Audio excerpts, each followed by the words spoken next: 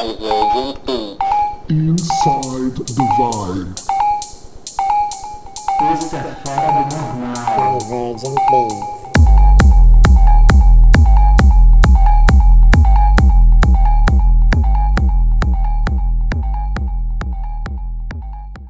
Olá, eu sou Ivan de Divergent Beats e hoje a gente começa um novo capítulo por aqui, entrevista em duas línguas.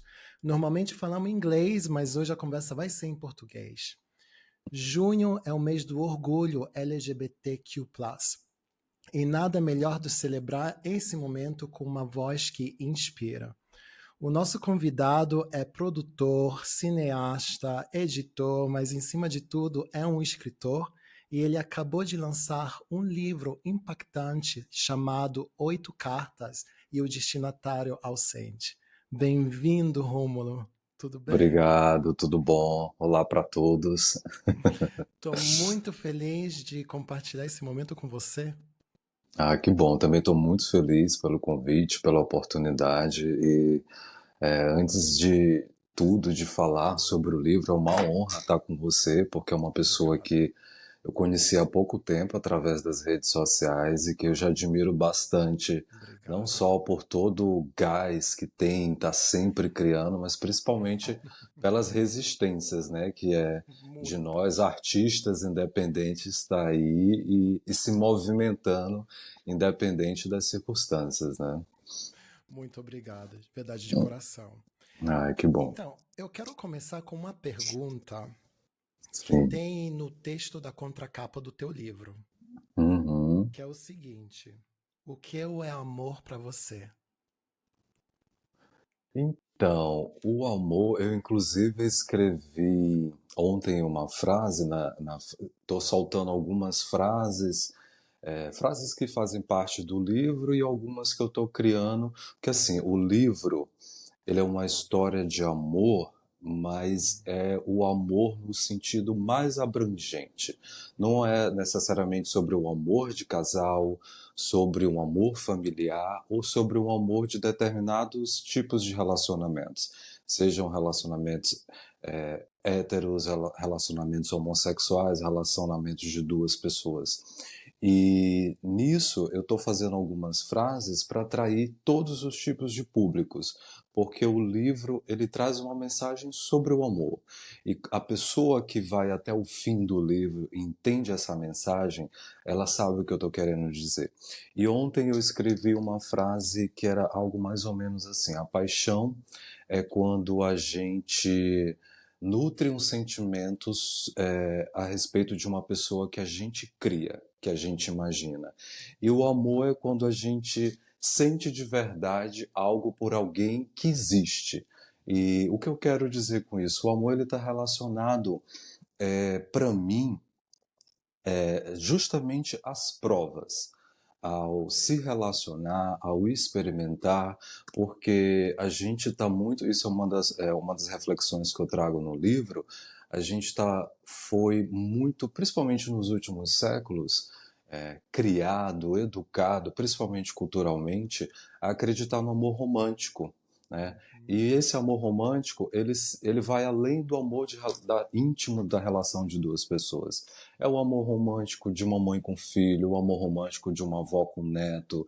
E, infelizmente, a literatura, o cinema, a arte e principalmente eu acho que a indústria comercial que está relacionada com todos esses nichos, ele acabou colocando uma sementinha na cabeça da gente desde quando a gente nasce e cresce de alguns rótulos de relacionamento e de uma interpretação muito romântica do que é o amor. Mas eu vejo, para mim, o amor, ele cresce justamente quando você experimenta coisas que não são confortáveis em um relacionamento. É você amar uma pessoa que você não escolhe, é você amar um filho que te traz muitas dificuldades, é você resistir. Então, o amor para mim é isso. O amor é quando você nutre e exerce sentimentos que te põem numa situação desconfortável, situações onde racionalmente nós somos instruídos a, tipo, quando a gente ouve conselhos de relacionamento, ai, você deve não responder, ou então você deve não ligar, você deve fazer isso, deve fazer aquilo. Eu já ouvi isso na vida. Há muito tempo atrás, há uns 20 anos atrás, quando eu conheci uma pessoa que, para mim, era o arquétipo do príncipe encantado, me disseram algo assim: ah, deixa fulano de tal, porque fulano de tal tem isso, tem aquilo, tem problema. E aí eu questionei, mas e a pessoa inclusive era uma autoridade, né, no sentido de conselho, de Uhum. referência espiritual. E aí eu fiz a seguinte pergunta: mas vem cá, como é que vocês me aconselham a deixar uma pessoa que eu amo por conta de defeitos? Ou porque vocês acham que ela não é boa para mim? Então, qual é o sentido de amor nisso? Se eu não posso permanecer numa relação, mesmo que não seja nesse comprometimento íntimo, mas eu não posso estar do lado de uma pessoa por defeitos, por dificuldades. Então, eu acho que para mim o amor é isso. O amor é você exercer o sentimento exatamente no desconforto, né? Hum. Gostei muito da tua resposta, sabe? Me fez muito pensar, porque eu penso que ainda mais no mundo LGBT, não? A gente tem essa coisa de querer aquele mesmo amor que tem, como você disse, né, no filmes, na Uhum. Disney, na Hollywood, Isso, né? Esse isso. amor que é quase não real. Porque pode Uhum. acontecer o primeiro 3 meses, depois no quarto começa os perrengues, né? Sim, Então, ou até antes. até depois de 2 semanas. Mas a gente está provando a ser um pouquinho mais positivo sobre isso, É, né? E verdade. você pensa que no dia de hoje tem nós, né, do grupo LGBT, nós usamos muito Uhum. esse preconceito do amor para criar um relacionamento? Olha, então, inclusive, essa é uma outra das reflexões que eu tenho uma parte no livro que eu falo isso sobre esse amor da Disney, esse amor shakespeariano. Ele não é errado, ele é bom, ele é bonito. Por mais que a gente saiba que em determinada fase de um relacionamento, quando você já ama de verdade a pessoa, quando o casal ou qualquer tipo de relacionamento tem ali o amor solidificado, o romance, a paixão, eles são necessários. Até mesmo um casamento, que eu acho que é um formato de relacionamento mais solidificado, a gente não pode só viver o cuidar dos filhos, o compromisso com as contas, o compromisso com a casa. É necessário, é importante para manter aquele relacionamento a fantasia. Eu não condeno a fantasia, eu não acho que ela é errada. Eu só acho que ela não deve ser o nosso guia. Ela é importante. Até porque a gente só tem como amar uma pessoa quando a gente conhece profundamente. E antes de a gente conhecer profundamente, o que vem é a fantasia. Então, eu acho que a fantasia ela é boa, ela é importante e não só nesse momento do relacionamento. Ela é importante para a vida inteira. Eu lembro de uma vez conversar com minha bisavó e perguntar para ela sobre o relacionamento dela com meu bisavô. Se eu não me engano, ele foi o primeiro homem dela, e na época que eu fiz essa pergunta, eles já estavam há mais de 60 anos juntos. E eu Uau! perguntei para ela isso, eu perguntei para ela o que que ela fazia para dar certo, qual era o segredo para dar certo. E ela me disse algo que eu nunca esqueci. Ela disse: mas ainda não deu certo, eu estou tentando. E eu entendi que esse dar certo é uma construção para sempre. Todos os dias você tem que fazer dar certo. Inclusive, isso é uma coisa que eu sempre falei nos meus relacionamentos. Às vezes, quando chega um momento de uma cobrança, poxa, mas você não me dá atenção nisso, ou você não me disse aquilo, ou você não fez tal coisa. E aí eu já ouvi muito as pessoas dizerem assim: ai, mas ontem eu fiz isso, semana passada eu fiz aquilo. E eu sempre dou a mesma resposta. Todo dia quando eu acordo, para mim é um novo relacionamento. Então, o que você fez ontem não me interessa. Foi para ontem, serviu para ontem.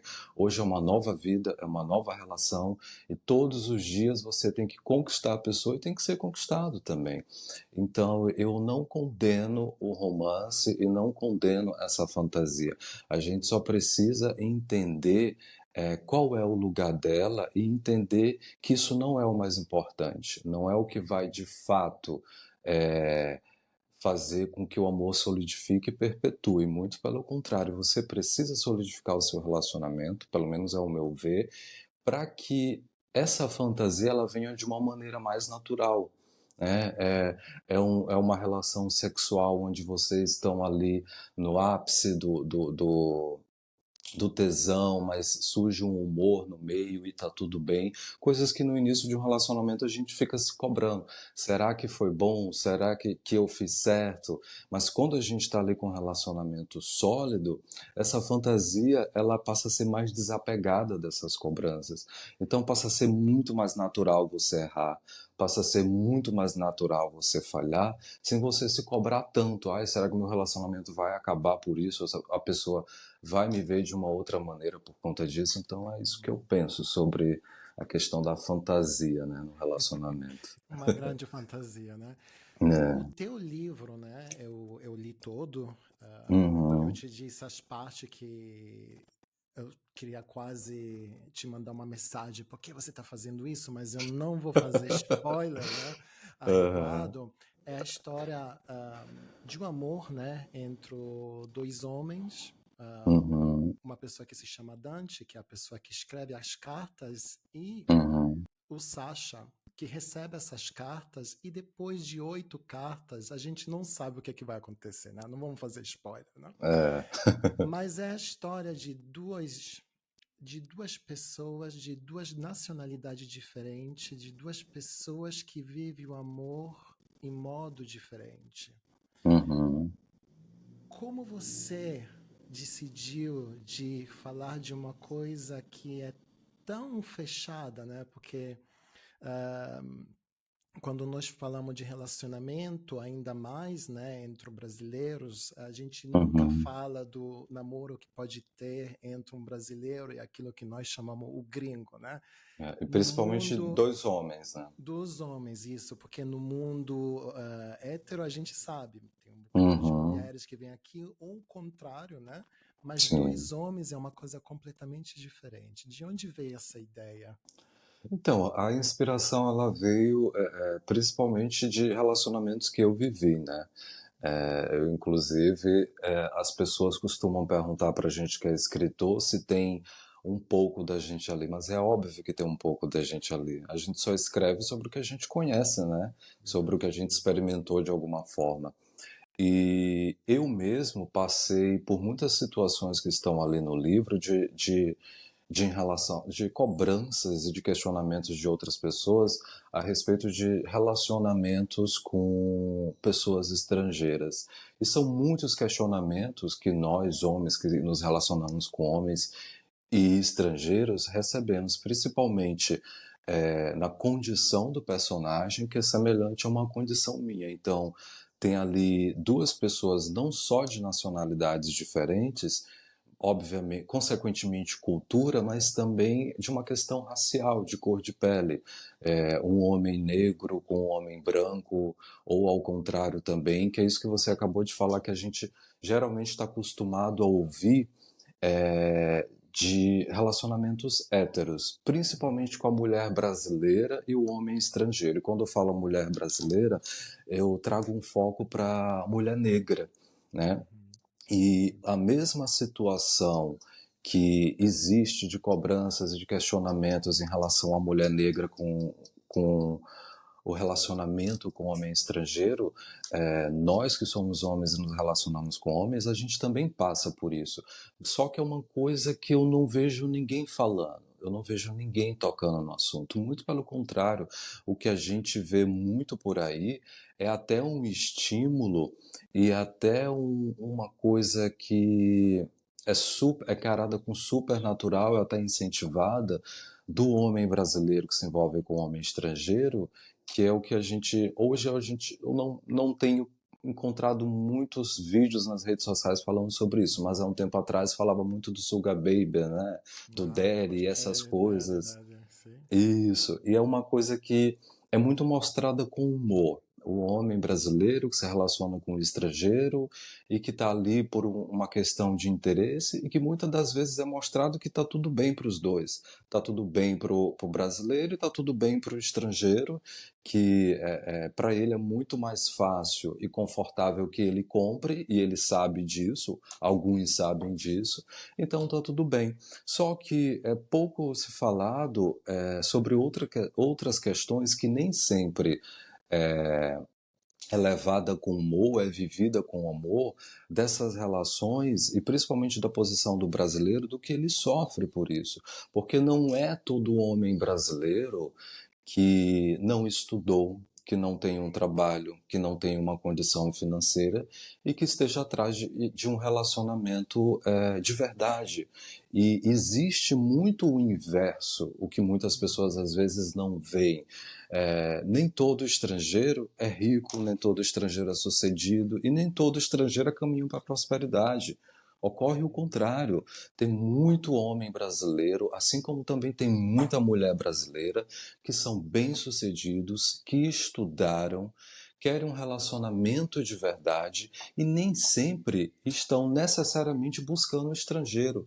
Isso não é uma busca de como se o estrangeiro fosse melhor. Não, às vezes é uma questão cultural e oportunista. Por que eu digo cultural e oportunista?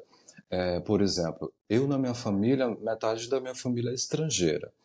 E eu sempre tive a oportunidade de viajar, sempre gostei de viajar, e mesmo como um homem negro, na minha época, hoje a gente já vê mais pessoas negras, seja por incentivo do governo, seja porque as pessoas negras emergiram de algumas décadas para cá, mas na minha época, por exemplo, eu estudei em escola onde eu era o único negro da escola.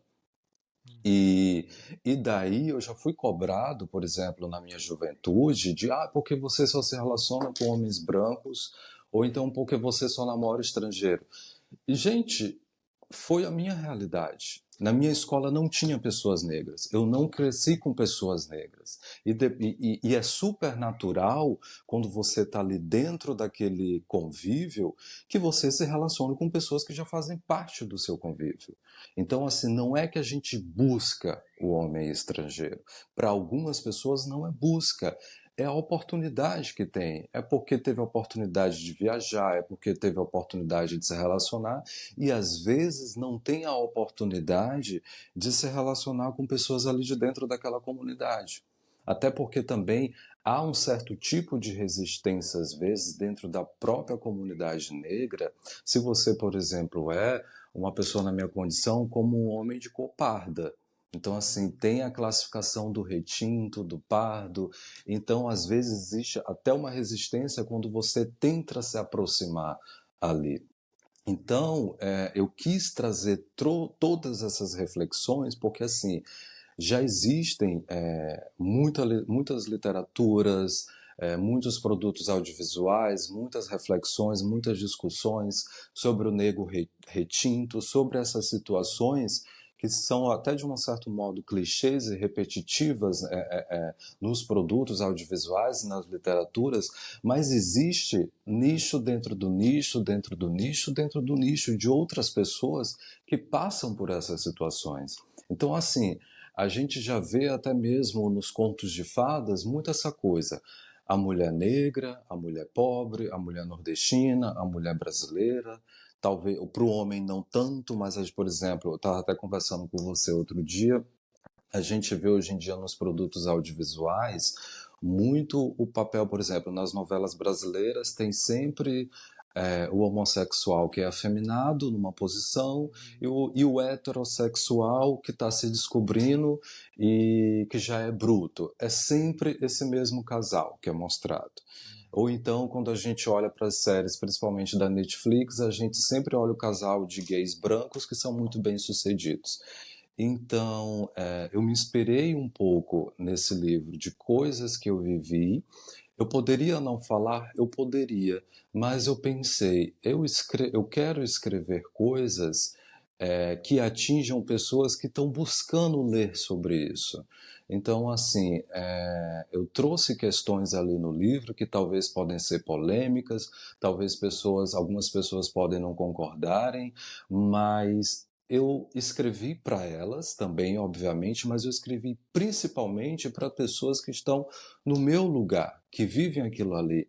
E eu acho que a gente que vem como escritor novo no mercado, para trazer alguma coisa, a gente tem que trazer coisas que atinjam cada vez mais grupos de pessoas que não estão se encontrando nesses livros, que não estão se encontrando nesses filmes.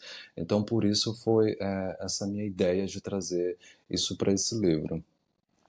Ideia que eu amei realmente, porque agora que você está falando, realmente eu nunca percebi isso, porque eu cresci aqui na Europa, eu na Uhum, escola, no começo era o único, né, também negro dentro da escola, e, e por isso todos o relacionamento que eu tive foi sempre pessoas brancas, né, uhum, e teve sempre aquele preconceito, né? Você é brasileiro, você tá, because why are you the sim, person, the white, when in the end era sempre eu mais rico da situação. Respeito pois ao é. branco, pois é. Isso. Mas também muitos preconceitos, porque a gente estava falando disso outro dia, né? Nós sabemos falar muito bem do facto que tem muitas mulheres brasileiras que vêm na Europa se casar, Uhum, ou que têm já namorados, ou que agora eu estou vendo muito essa coisa de relacionamento entre os brasileiros que eles pegam tudo e vêm aqui para a Europa, né? Que é uma coisa uhum, completamente nova também, sim, dizemos, nesse mercado, né? uhum, Mas eu sofri muitas vezes o preconceito de ser uhum, brasileiro estando com uma pessoa, porque o brasileiro aqui na Europa, o homem, que é quase uhum, inexistente, mas está cheio de homem brasileiro aqui, né? Tem esses uhum, dois modos, tem essas duas coisas que todo mundo pensa. É um homem que vai trair em continuação, uhum, um homem que naturalmente tem um volume enorme debaixo das pernas, e só isso. uhum, sim, sim, E isso entra completamente também nos relacionamentos, né? Porque entra, muitas vezes, quando eu comecei relacionamento com alguém, as perguntas eram aquelas, né? Você tá é, comigo por quê? O que que você precisa? é, É grande aí? é verdade. É verdade. E tem um ponto, e você falou agora dessa questão física, tem uma coisa que isso não está no livro, mas eu acho que as pessoas que se encontrarem no personagem, provavelmente elas vão ter passado por isso também. Existe uma expectativa, assim como existe da mulher branca, hétero, sobre os homens negros, existe uma expectativa dos homens brancos sobre os outros homens negros, e principalmente europeu. Eles criaram um estereótipo da gente que, quando você não atende aquele estereótipo, eles não te colocam dentro daquela raça. Então, assim, eu, por exemplo, eu sou um homem negro, mas por conta da minha cultura, da minha educação e do meio que eu vivi, eu tive uma outra construção cultural. Né? Inclusive, quando eu me afirmo como um homem negro, eu sou contestado principalmente pelas outras pessoas pretas, porque eu sei do óbvio, que é a questão da pele retinta, que eu não tenho, mas tem principalmente a questão cultural. Então, assim, se você se veste de maneira diferente, se você gosta de determinados tipos de músicas, tudo que parece que é europeu, então para eles você não é negro, e eles julgam até como se isso fosse errado. Existe uma certa pressão para que você não é negro, e se você quiser ser considerado como negro, você precisa fazer isso. O seu cabelo precisa ser de tal jeito, você precisa se vestir de tal jeito, e aquela coisa toda. E daí o que acontece? O homem europeu, por exemplo, eu já fiz esse teste, eu comecei a observar isso, que eu tive várias fases da minha vida diferentes fisicamente. E teve um período que eu era muito mais forte, definido, e vivia na praia, então eu estava muito mais bronzeado, e principalmente uma mudança física que muda a minha aparência completamente é cabelo e o tipo de barba, de pelo no rosto.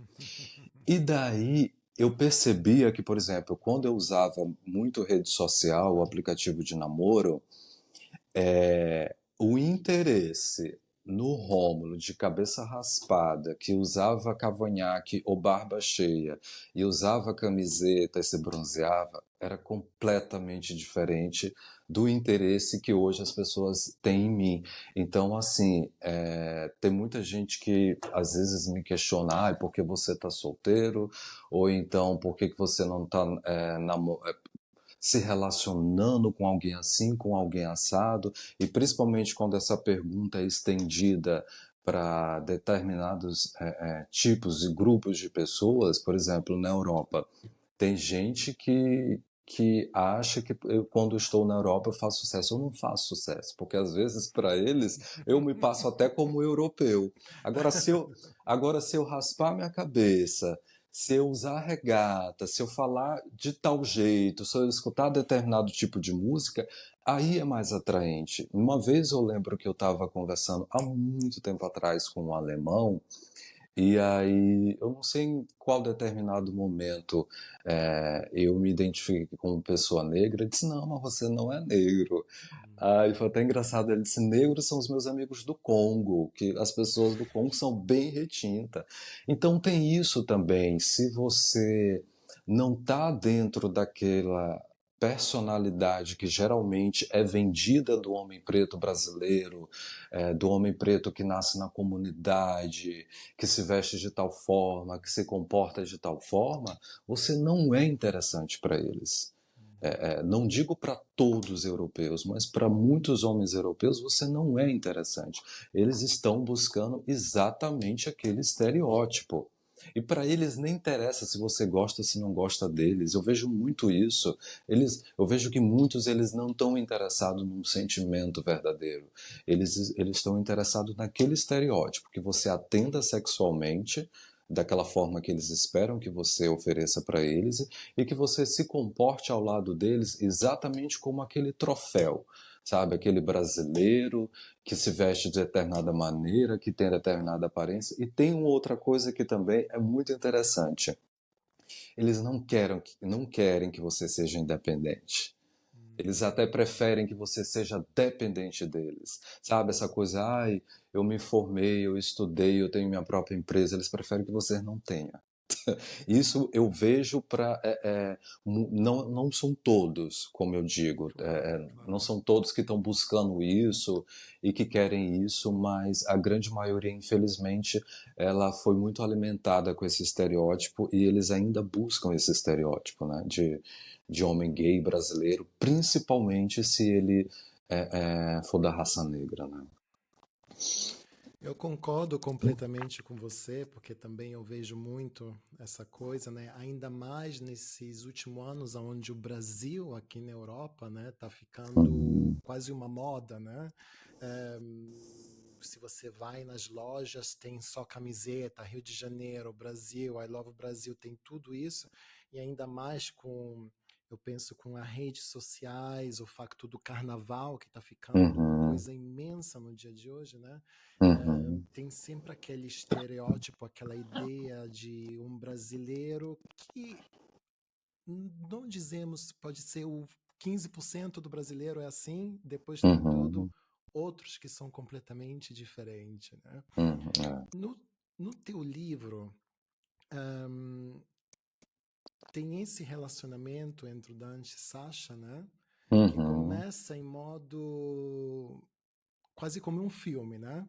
E sim. depois tem um momento, infelizmente, né, de Aham, acontece algo e tudo isso. uhum, Você pensa que todos os relacionamentos, ou quase todos os relacionamentos entre homens, uhum.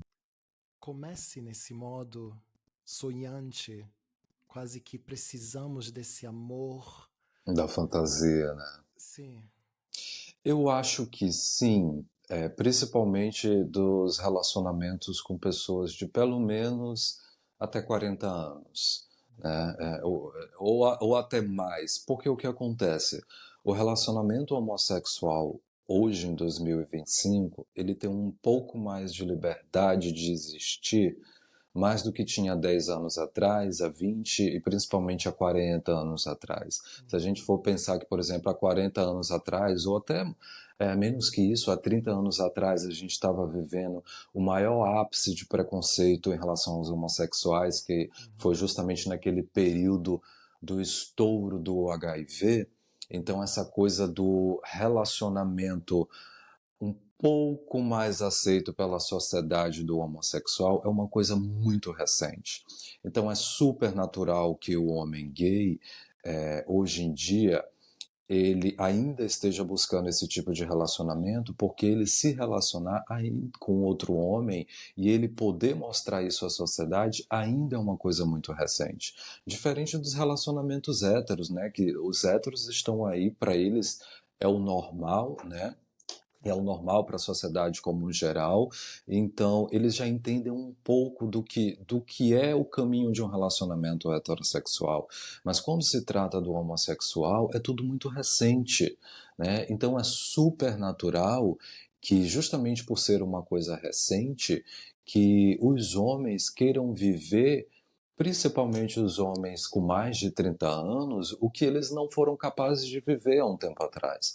Muito diferente das gerações que hoje já nascem dentro dessa flexibilidade em relação ao preconceito e é super natural para eles. Então, os jovens de 15 anos, por exemplo, por mais que eles saibam que existe o preconceito, mas ainda é super natural para eles, por exemplo, e você que foi para São Paulo, já morou em Londres, sabe disso, é super, em cidades grandes como essas que eu citei, é super natural ir para um shopping de mão dadas.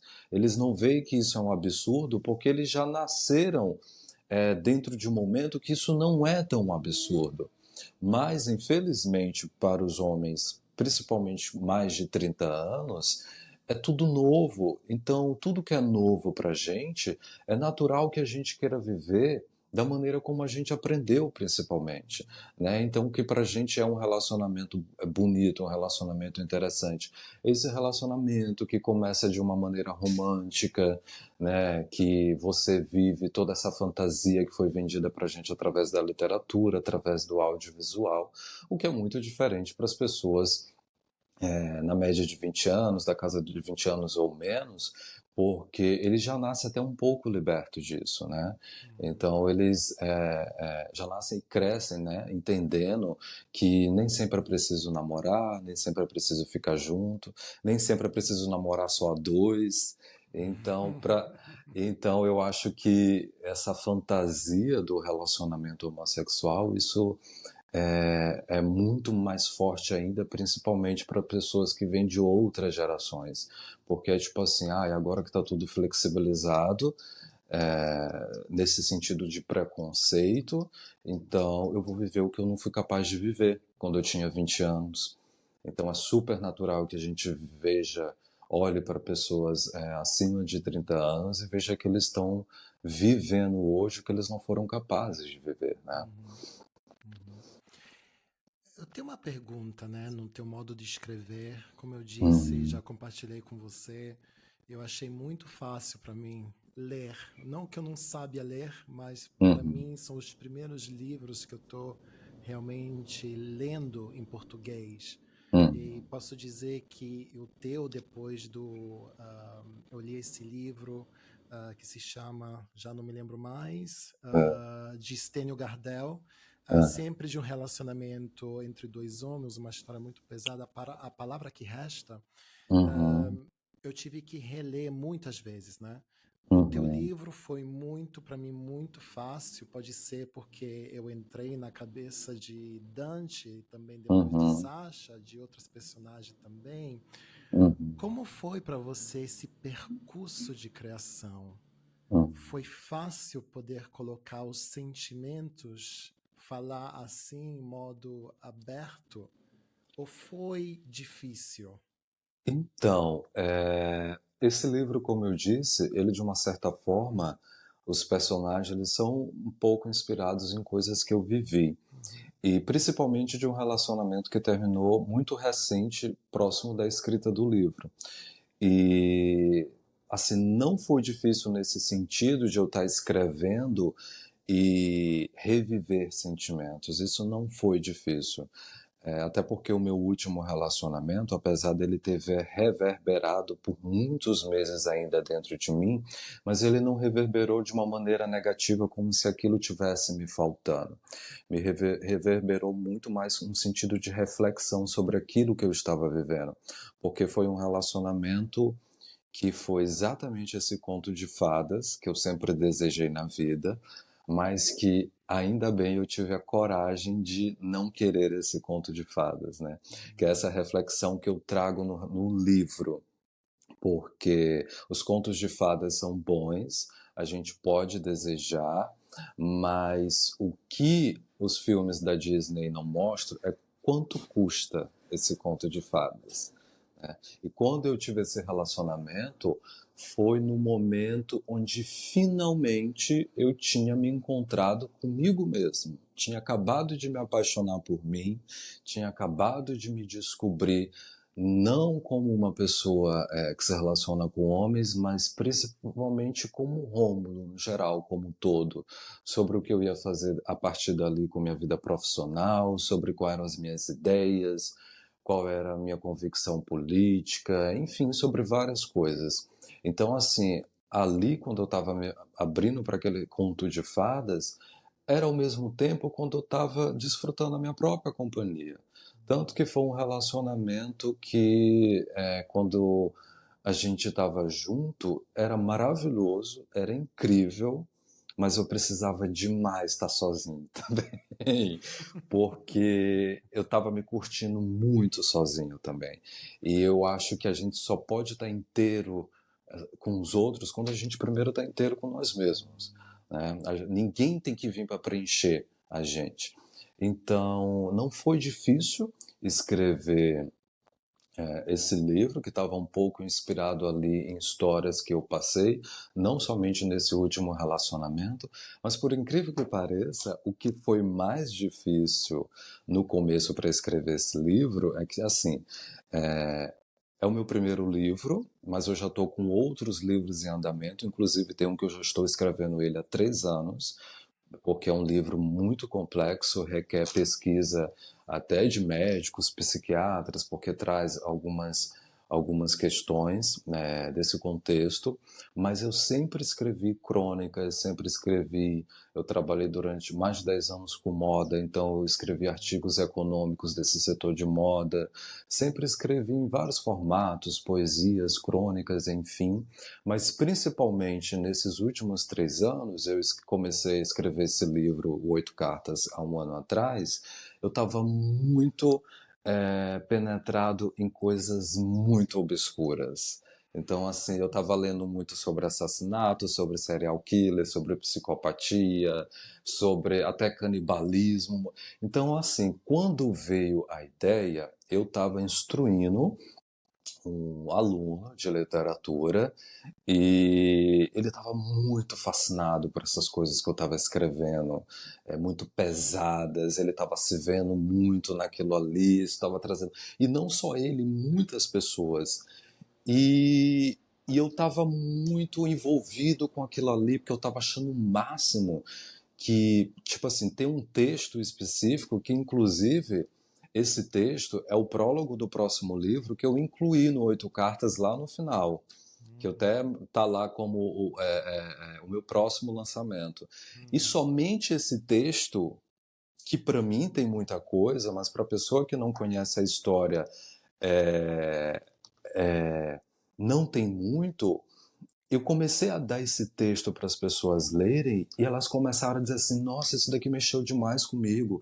E até hoje tem gente que leu esse texto há um ano atrás e diz: nossa, mas até hoje eu estou pensando naquilo. Aí eu fiquei assim: gente, isso aqui foi o suficiente para deixar essas pessoas desse jeito? Então eu estava muito envolvido nessa escrita, muito envolvido nessas histórias e eu estava vivendo um momento onde eu já tinha terminado meu relacionamento e uma coisa semelhante do personagem é que eu estava tentando contactar a pessoa que eu me relacionei porque a gente se afastou de uma maneira que não foi legal. E eu não queria voltar, eu só queria que a gente nos desse o respeito e a honra de terminar aquele relacionamento de uma maneira legal. E aquilo ali foi me inspirando, porque eu era o quê? Era uma pessoa que estava tentando comunicação. E aí eu pensei, gente, e eu me lembro muito de um filme que mexeu muito comigo com essa narrativa, que é O Diário de uma Paixão, que é de, começa ali contando uma história de um casal que se conhece, e aí depois é recortado, intercalado entre um idoso que está contando uma história para a idosa, que até um determinado momento do filme a gente não sabe que tipo de relações ele tem, mas tem uma coisa muito importante ali naquela história que eu me apaixonei por aquilo. Por aquela trama especificamente. São cartas que o personagem escreve para ela que ela nunca chega nem nas mãos dela. Né? Ele escreve durante 365 dias do ano e a mãe nunca entrega para ela. E aquilo ali me chamou muito a atenção, sabe? Uma pessoa que incansavelmente, independente do retorno, ela continua a escrever. E aí eu pensei na história que eu tinha vivido, pensei naquilo ali, e daí, um dia eu estava com esse meu aluno e comentei para ele: o que que tu acha de eu contar essa história assim, assim, assim, assim, assado, mas bem aqui tem isso, bem aqui tem essa reviravolta e tudo. E aí ele disse: nossa, mas isso é o máximo. Eu peguei e disse para ele: mas só que eu não gosto de romance. Eu não gosto de história de amor. Eu, particularmente, por exemplo, você que leu o livro, e pelo que eu entendi, pelo que eu vi, você gostou muito do romance. E eu sei escrever sobre amor. Eu gosto de escrever sobre amor. Mas só que, gente, eu tava ali, eu até brinco sempre com isso. Gente, eu tava ali no meio de cadáver, no meio de sangue. Como é que eu vou escrever sobre amor? A essa altura do campeonato. E coincidentemente naquela época, uma instituição me pediu um livro. Ah, eu quero um livro seu dentro de 15 dias e eu quero um livro sobre romance. Ai, gente, pelo amor de Deus. Só que assim, o contrato financeiro era muito bom, entendeu? Aí eu disse, tá, então eu vou tentar fazer isso. Mas aí eu falava para o meu aluno, cara, primeiro, eu não gosto de escrever sobre amor, e outra coisa, eu gosto, você que leu meu livro percebeu isso, ele é tudo muito amarrado, né? Um capítulo de um para o outro. E ele é muito cheio de detalhes que a gente pensa, mas para que que ele colocou isso aqui? Mas lá depois tu vai entender por que que eu coloquei isso ali. Então, assim, eu tenho uma escrita que é muito assim e tem umas reviravoltas também no final, né? Vem uma reviravolta e você já fica chocado, e depois vem mais outra reviravolta. Então, assim, eu vou escrever sobre amor, mas eu vou escrever do meu jeito.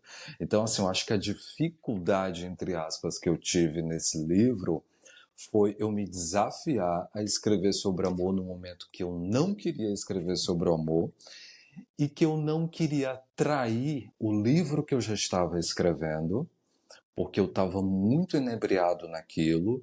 Então acho que para você também que é artista e quem estiver aqui escutando que for artista também vai entender, é muito complicado você estar num projeto há 2 anos com um monte de gente envolvida, com um monte de coisas envolvidas, um assunto completamente diferente, aí vem uma proposta para te fazer uma coisa completamente diferente. Você sente que está traindo, né? E como é que eu vou escrever sobre amor de uma maneira que realmente impacte as outras pessoas e que traga uma mensagem diferente, que traga uma perspectiva diferente, que traga também personagens diferentes. Então acho que esse foi o maior desafio. Eu não queria trazer nada que tivesse no mercado, entendeu? Literário. E eu acho que eu consegui, Você entendeu? conseguiu, você Eu acho, conseguiu. então acho que esse era o maior desafio, né? Eu penso que você conseguiu porque, na realidade, eu falo do mundo literário aqui na Itália, né, no Brasil, eu Uhum, sei muito pouco, mas livros sobre o mundo LGBT, sobre relacionamento entre dois homens, tem, mas uhum, não são colocados fora, entende? Não são uhum. coisas. Sim. E também são histórias de amor, como você disse no começo, aquela clássica história de amor entre duas pessoas com Uhum. ricas ou com duas pessoas É. com isso, né?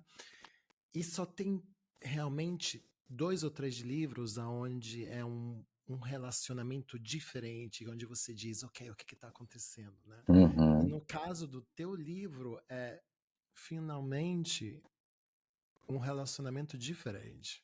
Uma É. coisa que existe, que ninguém fala, mas que Uhum. existe realmente, né? É. E Porque você falou uma coisa aí sobre você tá começando a ler livros em português e ter sido muito uhum, fácil para você. Eu acho que tirando a questão de você ter se encontrado dentro daquele relacionamento, eu acho que talvez o que mais te prendeu e que pode prender outras pessoas é porque ali não existe vilão e mocinho, entendeu? uhum, Por mais que determinado personagem esteja ali numa posição de mais maturidade, para ele conquistar aquela maturidade, ele teve que fazer coisas horríveis com ele mesmo, para ele poder crescer. Então, aquela maturidade que aquele personagem tem ali, que é o Dante, é uma maturidade que vem a custo de muito sofrimento, que vem a custo de coisas que ele não gostaria de ter feito na vida, mas que foi necessário fazer. Né? Que é justamente aquele capítulo, que eu não vou dar spoiler aqui, mas aquele capítulo que ele fala do relacionamento dele anterior ao relacionamento do Sasha. Então, eu acho que o que pode ser muito fácil para as pessoas lerem o livro é justamente isso, é a humanização, sabe? Ok que o Sasha possa ter falhado, mas não que o Dante, não sei se ele tenha, é meio difícil a gente falar de um protagonista, principalmente quando esse protagonista é um pouco da gente e a gente fala, ele errou, ele não errou. Eu acho que não é isso. Eu acho que o que eu quis colocar ali não é sobre ele ter errado, sobre ele ter falhado, mas é sobre ele ter feito coisas necessárias, porque a vida é isso, né? A vida não é exatamente um conto de fadas e às vezes, como o próprio Dante traz isso ali, em questões dele profissionais, financeiras e até de relacionamento, a gente faz o que tem que ser feito, né? Porque eu costumo dizer, até num contexto mais geral, que a vida é cadeia alimentar. É tipo aquela primeira aula de ciências que a gente tem no primário, que o leão come tal animal, que tal animal come tal animal, e por aí vai. E é exatamente isso. E no fim, o que eu costumo dizer, ou você devora ou você é devorado. Né? Então, ali o Dante chega num determinado momento da vida dele, que é tipo, ou é eu ou é meu marido. Né? Então, eu vou segurar aqui o meu. Né? Eu sinto muito, mas eu vou segurar o meu, porque assim, mas onde é que está o amor? Tá, eu o amo, mas ele está fazendo isso por mim? Ele está tendo pena de mim? Então, assim, ele não está tendo essa mesma consideração. E aqui, nesse momento, eu tenho uma prioridade, que é tal coisa. Então, eu vou fazer isso daqui, eu vou ter esse tipo de comportamento. E isso é bacana porque é como ele traz na história, depois pro Dante, eu estou te contando isso, mas não porque eu quis esconder. É só porque a gente nunca teve a oportunidade de conversar. Mas eu sou essa pessoa. Né? E isso é uma coisa que eu levei para o personagem e eu vivi nesse meu último relacionamento, que também tem na história. No nosso primeiro encontro, eu disse para essa pessoa, eu disse, olha, agora a gente vai sentar eu vou te contar as coisas mais podres que estão relacionadas à minha volta. Porque é tipo assim, eu tenho preguiça de discutir relacionamento e eu tenho preguiça de decepcionar as pessoas. Então, assim, para que você não se decepcione e lá no futuro você diga eu não sabia que você era assim, eu vou logo te dizer como eu sou, porque se tem uma coisa que você nunca vai dizer é que eu não sabia que você era assim, você sabia. Então, Gente. então, assim, e hoje eu trago essa reflexão no livro e eu aplico muito isso na minha vida. Eu não tenho a mínima paciência de paquerar. Então, é assim, é isso aqui, você quer? Porque eu não tenho a mínima paciência de paquerar, de conquistar, de nada disso, porque Não é que a gente precisa se desnudar inteiramente para as pessoas de uma vez, mas tem algumas coisas que, tipo assim, por que que você vai fazer isso? A que custo? Se você não é isso, ou se você não se comporta assim. É tipo essa questão da estética que a gente abordou no começo. Existe uma expectativa muito grande nos homens pretos de que eles tenham determinado tipo de comportamento, determinado tipo de cultura, por exemplo. Eu já fui cobrado de que por que que você se veste muito de calça? Por que que você não usa bermuda? Por que que o seu cabelo é muito comprido? Por que que você não corta? Eu já cortei, já comecei a usar bermuda, já comecei a fazer tal coisa para estar lhe agradando. E aí hoje, quando eu vejo isso é, nas pessoas que eu estou conhecendo, nas pessoas que eu converso, eu deixo muito bem claro, olha, é isso aqui. E só vai ter isso aqui. Quer andar de chinelo, quer andar de bermuda, quer cortar teu cabelo, quer escutar teu ré. Faça, não tem problema nenhum, mas eu não vou fazer porque eu não quero. Entendeu? E é isso que eu acho importante, que isso eu trago no livro, que as pessoas precisam entender o quanto que é importante o espaço, o tempo e a individualidade no relacionamento, para que você tenha espaço e tempo de ser você mesmo. Então, assim, você não gosta que eu toque piano, você não gosta que eu escute rock, beleza, então esse fim de semana eu vou ficar na minha casa, que eu tô a fim de escutar o meu rock, entendeu? Então, se as pessoas entenderem isso, o quanto isso é importante, e não é que a gente não vai ouvir a música que o outro ouve, não é que a gente vai comer da comida que o outro come, mas a gente precisa ter essa flexibilidade, porque a gente só consegue até mesmo se dispor em viver um pouco da vida do outro quando a gente consegue viver a nossa própria. Mas se você está só ali vivendo a vida do outro, o estilo do outro, vai chegar uma hora que você vai se apagar, a pessoa não vai mais se apaixonar por você, porque é uma burrice o outro querer mudar o seu parceiro, porque tipo assim, vem cá, tu se apaixonou por mim como? Não foi escutando aquela música, não foi com aquele corte de cabelo, então por que que tu vai querer que eu mude? Se tu me apaixonou foi por aquela versão, né? Então, quando você se adapta para ficar num relacionamento, você não tá só se apagando, como você está começando a construir um caminho de infelicidade para si mesmo, e você também está fazendo com que o outro deixe de se apaixonar por você. Porque o outro, ele só se apaixona por aquilo que é individual, por aquilo que é único, por aquilo que. Porque, tipo assim, se você molda alguém para viver do seu jeito, você tem um relacionamento fácil. E ninguém preserva as coisas que são fáceis, né? Então, esse é um tipo de reflexão também que eu trago no livro que eu acho muito Não, importante. mas é muito importante, eu concordo com você. O relacionamento que eu tenho são 10 anos e começou naquele modo. Eu quero que você Uhum, me diga os teus problemas para não ter problema em 3 meses, entende? uhum, Mas foi também o entender, porque eu penso que tem uma coisa muito estranha no mundo LGBT, né? Que é uhum, esse contínuo provar de achar aquele romance, né? Aquela coisa Disney, mas uhum. não entendendo que você, como você bem disse, você tem que ser um ser individual e você tem que Sim. aceitar quem você é e também você não pode se adaptar, entende? Uhum. Então eu É. concordo completamente com aquilo que você diz. E para mim, nesse relacionamento foi assim, eu estava sempre provando ou me adaptar à pessoa, então trocar o meu modo Uhum, de ser para fazer feliz a outra pessoa, sabendo que eu não estava feliz, uhum, ou eu estava fazendo o contrário, fazendo uhum, de tudo que a pessoa se adaptasse, né, a uhum, mim.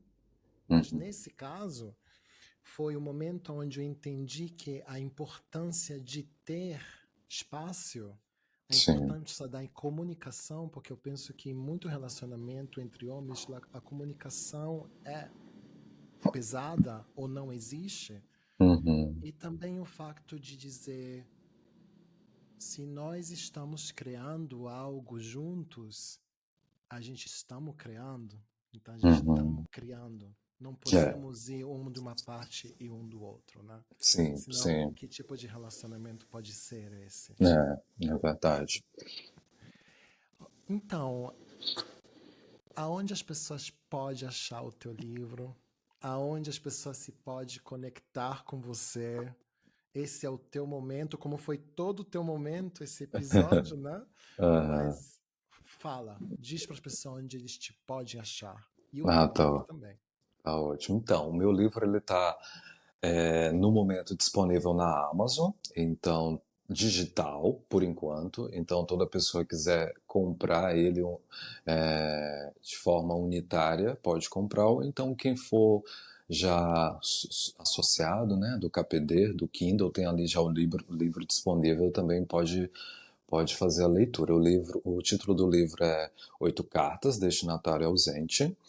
E eu também estou com ele disponível na plataforma Hotmart, que muita gente aí conhece também. Inclusive, a gente está fazendo uma parceria, né, de divulgação desse livro Sim. pela Hotmart. Lá ele, inclusive, tem um preço menor. Então, todas as pessoas que quiserem, principalmente, apoiar uma editora nacional, né, porque no caso eu criei uma editora para eu ter total liberdade de edição e de criação nesse processo desse livro. Então, para as pessoas que quiserem pagar pelo livro mais barato, que inclusive eu estou vendendo a R$ 9,90, porque eu quis colocar esse preço, porque assim, primeiramente, falando até um pouco mais sobre o livro, apesar de ser um romance entre dois homens, e traz alguns pontos de uma relação homossexual, mas ele é uma história de amor que fala sobre amor, traz reflexões, mas sobre qualquer tipo de casal, qualquer tipo de relação, qualquer tipo de posição sexual que seja também. Então é um livro para todo mundo, né? Inclusive a sinopse eu deixo muito claro isso. Então todas as pessoas que estão no relacionamento ou que nutrem um sentimento de amor ou querem entrar num relacionamento, elas vão se identificar ali no livro, elas podem aprender alguma coisa.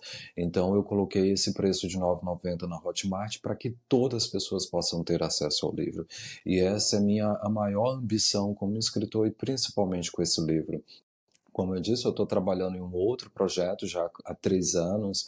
É um projeto maior, que inclusive o livro a gente já está em negociação com os direitos audiovisuais dele e estou trabalhando simultaneamente já em outros 2 livros, né, que são de assuntos diferentes. Um, inclusive, não é ficção, é até um pouco filosófico, mas com esse livro que não foi planejado, né, que não foi esperado, que não foi desejado, no fim, quando eu consegui concluir ele, e eu costumo dizer que a modéstia e a culpa são 2 sentimentos ridículos que não servem para nada.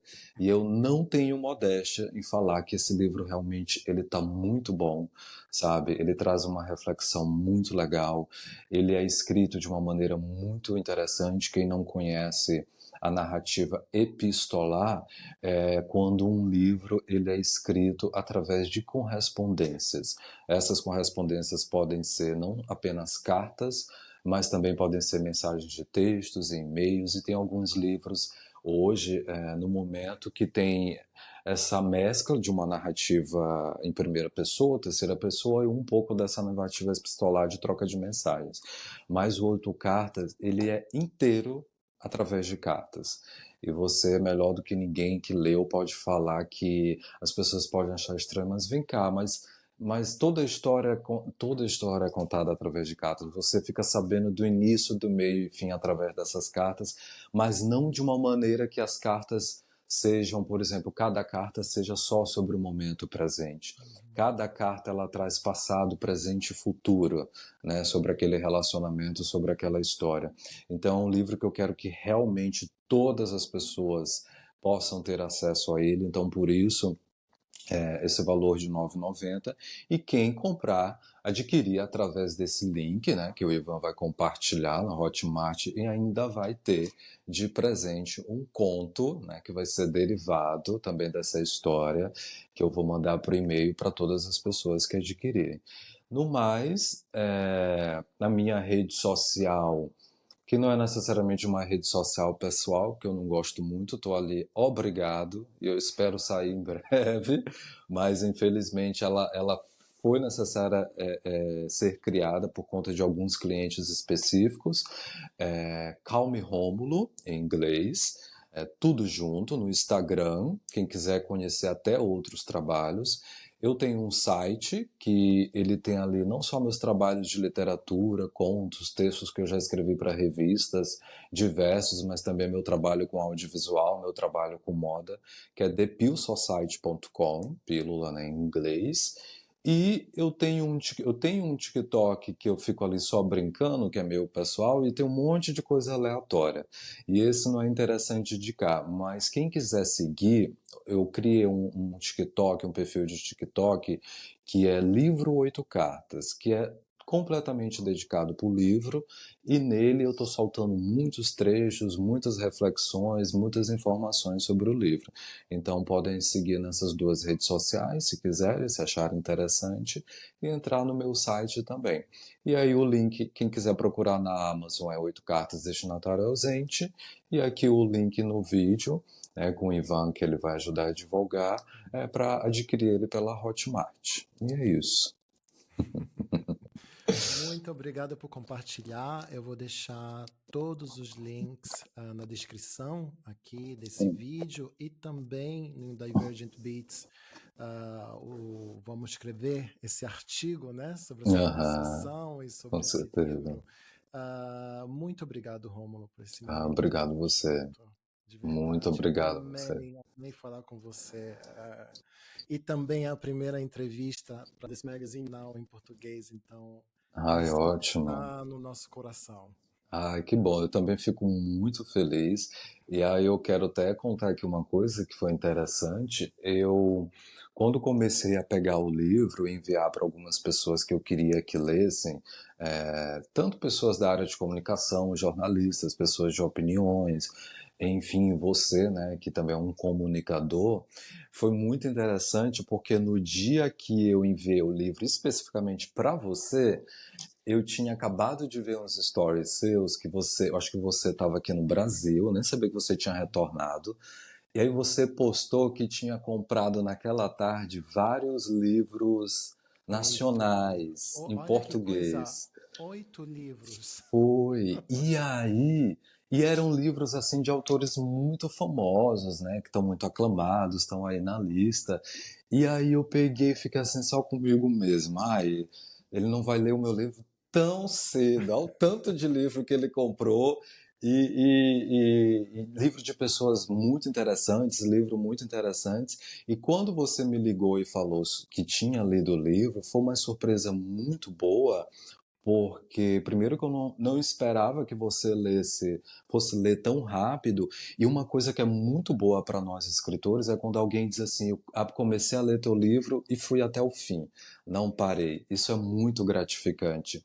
E é engraçado porque no dia anterior, uma pessoa tinha feito contato comigo para um podcast no Brasil, que segundo ele, eu nem sei que podcast era um podcast muito famoso e tal. É o mês LGBTQIA+, e seria interessante você dar uma entrevista, mas o pessoal está perguntando se você tem engajamento nas redes sociais. E aí, ali foi um momento de nós artistas independentes sermos um pouco audaciosos, né? E disse, não tenho engajamento nenhum, e nem, sinceramente, não tenho nem interesse em ter também, mas se você acha que seu podcast também é muito relevante, eu acho que seria a ideia de você dar oportunidade para uma pessoa que, para mim, independente de eu ter seguidores, eu me considero relevante, e levar um tema muito interessante que as pessoas não estão discutindo, de um livro que também traz reflexões muito interessantes, de uma história que não é tão popular, e se dá a oportunidade de trazer uma coisa que é diferente no mercado, em vez de você trazer uma pessoa que tenha seguidores, mas que já foi em todos os podcasts.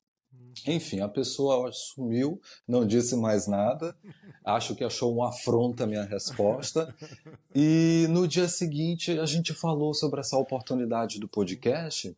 E aí até uma coisa que eu quero deixar um recado aqui para as pessoas, que ultimamente eu tenho aplicado muito na minha vida. E isso a gente pode trazer também para as nossas relações. Tenha coragem de dizer não, mesmo quando você queira dizer sim, porque o nosso sim, às vezes, não é porque aquela oportunidade é a única oportunidade, é a última ou a mais importante, mas esse sim que a gente acha que a gente está dando, ele pode estar mascarado de carência e de falta de confiança em si mesmo. E isso se aplica a tudo, desde as oportunidades profissionais como as oportunidades de relacionamento. Então é tipo assim, se a gente for aplicar isso no relacionamento, nossa, mas fulano é tão ideal, ele é fisicamente do jeito que eu queria, economicamente do jeito que eu queria, não sei o quê, mas isso bem aqui não rola. Então diga não. Diga não. Se você acha que isso aqui é um peso e não vai ser bom para você. Da mesma forma como você pode trazer isso para o seu profissional. Então ali eu disse um não, de uma certa forma, para um podcast tão grande, mas eu fico muito feliz de estar tendo a oportunidade aqui, não por questão de tamanho, mas por questão de você se sentir alinhado com o artista, alinhado com o programa. Eu acho você um artista incrível nas coisas que você faz, sabe? Eu acho que o que você está fazendo de uma forma até resistente às vezes é muito bom, é muito importante, e eu acho que é isso. Eu não sei que podcast era, eu não sei o tamanho desse podcast, mas tenha certeza que para mim é muito mais gratificante estar aqui com você, porque, tipo assim, eu vou falar ali para quem? Né? Eu vou falar para 1 milhão de pessoas, mas quem são essas 1 milhão de pessoas? Será que elas realmente precisam me ouvir? Né? Será que essas pessoas estão alinhadas com o que eu quero dizer? E aqui não, aqui com você eu sei que o teu público é um público que não necessariamente talvez pense como eu, mas que talvez esteja precisando de ouvir o que eu pude dizer aqui. Então eu acho que isso é muito importante. Então a mensagem que quando as pessoas lerem um livro elas vão entender até casa com o que eu estou dizendo agora. Sejam corajosos em dizer não. Porque quando você diz aquele não, por mais que doa naquele momento, você não sabe o poder do sim que vem depois, sabe? A surpresa de um sim que vem depois daquele não. Então, esse é o recado que eu quero deixar aqui para todos. Recado lindo, gostei muito. Gente, é por isso que você tem que ir lá ler esse livro, porque eu li e te posso dizer, você vai ficar com muita raiva do Rômulo em um ponto, mas depois, no final, você vai entender por que ele chegou a escrever assim, tá? É verdade. Então, muito, muito obrigado. Muito obrigado a você, muito obrigado, querida. This is Divergent Beats. Inside the Vibe. Isso é fora do normal. Divergent Beats.